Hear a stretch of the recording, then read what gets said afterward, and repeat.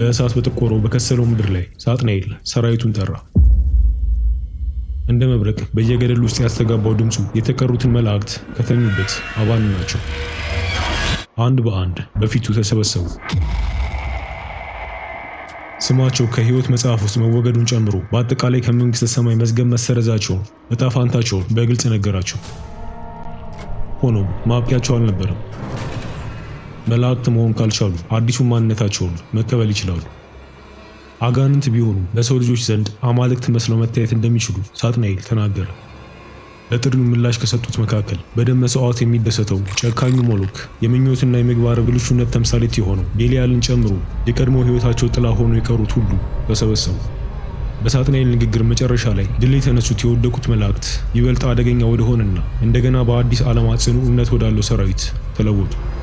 ሀፍረታቸውን እንዲረሱት፣ አመፃቸውንም እንደ እውነተኛ ማንነታቸው እንዲቀበሉትና ባገኙት አዲስ ኃይል እንዲኮሩ አዘዛቸው። እዚህ በገሃነም ውስጥ የራሳቸውን መንግስት ማቋቋም ይችላሉ። ይህን ቁርጥ ውሳኔ እውን ለማድረግ በአዲሱ ከተማቸው እምብርት ላይ ትልቅ ቤተ መቅደስ አቆሙ።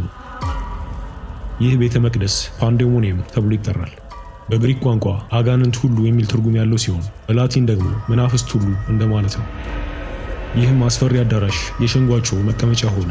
የወደቀ መንፈስ ሁሉ በአንድ ጣሪያ ስር ተሰብስቦ ነበር።